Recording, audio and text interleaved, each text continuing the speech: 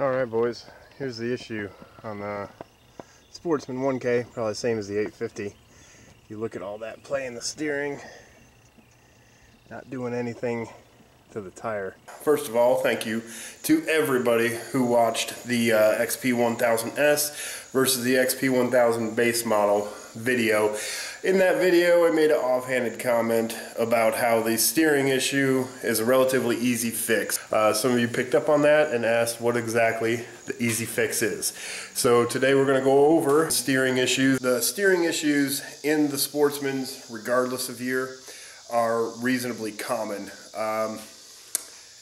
Shame on you. Polaris, I think you know it because you fixed it on the S. The new steering design on the S models looks really, really cool.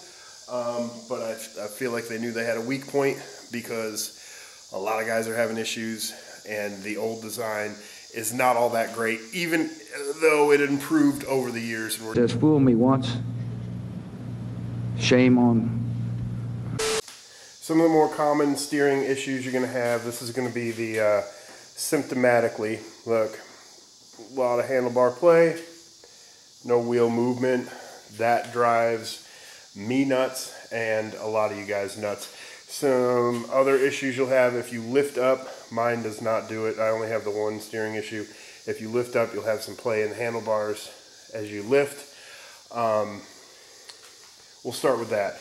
If you're lifting and you have play in your handlebars, the issue is most likely the bracket where the steering bar connects, or it is going to be the upper steering bushing, but that is not why we're here today. The most common issue that you're going to have in the steering, which is the issue I had, is going to be from your lower steering stem just below the EPS unit. So there's your EPS unit. Just below it is the lower steering stem. You can see it move a little bit and there's some free play in there because the splines are stripped. I'll show you what it looks like off the unit. There's a pinch bolt on front of the unit, and that pinch bolt is unique to probably, I believe, 2014 or 2015 models and newer. If you buy a replacement part, you're going to get the pinch bolt style, but models 2013 and later for sure did not have the pinch bolt. With the help of my buddy Scott Mcclenaghan, who sent me the fix he did on his steering, which is a little bit different than mine, so you're going to have two options at the end of this video. His is a pretty sound fix. Mine, I'm still working out the kinks on. So you may want to go with his.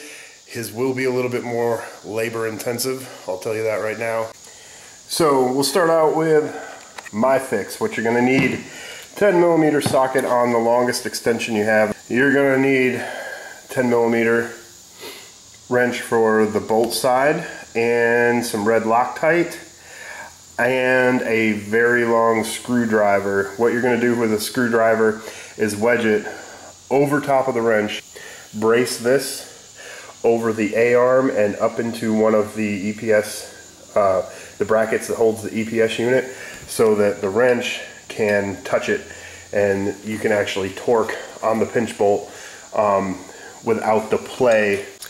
Then what you're actually going to do is loosen up that pinch bolt on the bracket that the tie rod ends connect to all of the way. Drop the red Loctite in there, let it set. Try to get as much Loctite as you can into those splines. Let it set overnight to dry, and tighten the pinch bolt back down on it. Sounds simple enough, very difficult to get the Loctite in there. Be patient, be persistent, and probably be a good idea to put Loctite in, let it dry, and put more Loctite in, and then let it dry, because I'm still battling with resolving this issue. I've done it once. It was good for maybe 2 or 3 rides, and then the loose steering, as you can see, had come back. So I'm going to loosen it up and possibly even take that bracket off, fill it with Loctite, and then make sure I cinch it down. So I know what you're thinking. Why would I want to try that if it's not working? Well, it's working really well for some people, but I have not perfected it as of yet. So here's a better idea from my man Scott. Alright, that's what we've done so far. Take the grill out, off on the back side of it. Not sure if you can see these.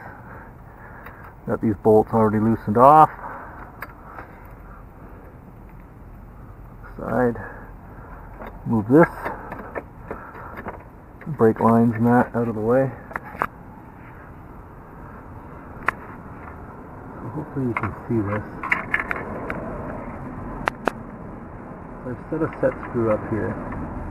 Okay, so here's the splines up top going into the bottom part. And obviously this was really loose, a lot of play up here. We drilled through the bottom, put the threads in, set the set screw in down tight, added red Loctite, and then I also dumped a bunch of red Loctite around the edge here and moved the steering column so I get lots of red Loctite into the bottom here. Like I said, I hope this all shows up. Here's the bottom part we set into, and the splines, and then the set screw. I put green Loctite on it once, and it came loose after about 2-3 rides. So I put the red on it, and not an issue since. We'll back it up. As you can see, there's no play on that anymore. I mean, it moves, but there's no play on it. Alrighty, that's a quick, easy fix. Of course, the rad's out of the way, so it made it a lot easier to get back in there. So those who have not relocated the rad's going to be right in the way down there, so you'll have to get it out. Okay, unless you can go in by the side.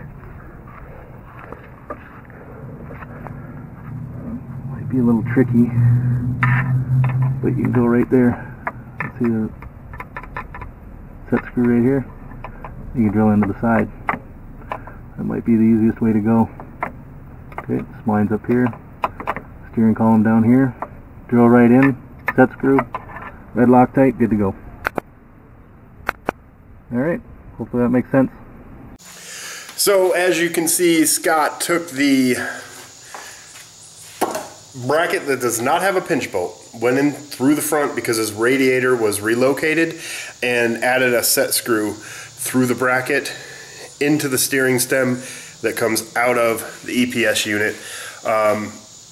That seems pretty sound, pretty smart, but it's going to be super difficult if you have not relocated your radiator, as he mentioned. So if you've got one of the newer XP1000s and you want to do the set screw idea, you might want to take the radiator off instead of going in through the side like Scott mentioned that you could. You can do it that way. That's going to be really, really tight to work on, so it might be worth taking the radiator off. So, Petroleum Dynamite, looking at you, buddy. He put out a great video when he wrecked his 19 XP1000 Premium Edition into a tree. Jacked up the radiator, had to take the radiator off, put it back on. I suggest watching that video if you want to go that route, because you can take the radiator off, screw in your set screw. It'll be done the right way. It'll be done from the front. You'll have a lot of room because you're going to have to drill and tap and then place the set screw in there. So your other options, if you don't want to go with these garage fixes, you're probably going to end up spending around $200 for the lower steering post, that bracket that connects to the steering stem, and that's for OEM parts. So you might just have the same issue in 1,000 miles or so. This machine's got 1,400 miles. Problem originally started presenting itself around 1,100 or 1,200 miles. Only other option that I might consider checking out, I do want to do an enduro build on this. I want to beef it up. I want to keep the machine. I don't know if I want to trade it in or anything. There's a lot of things I like about it for all the garage time I've spent on the machine. But I'm thinking about reaching out to Texiera Tech and seeing if their steering column is going to fix that issue. I think what they have for the Sportsman and the Scrambler, because I saw the ATV on demand video where they added that steering stem and they did like an enduro build on a Scrambler, which turned out awesome. I want to do something like that on this. I think that steering post is just the upper steering post, so I'm thinking about reaching out to them and seeing if they have a fix for the lower steering post, which would definitely add beef And I think you can get that entire steering stem from Texierotech for about the price of the OEM lower bracket. So it's definitely worth checking into. And I'll update you guys and let you know if that ends up being the route I want to go. So thank you, Scott, for the videos, and check him out because he's putting ride videos up. One of those crazy Canadian mutters with the modified freaking quad and all that. Great videos, so check him out for sure.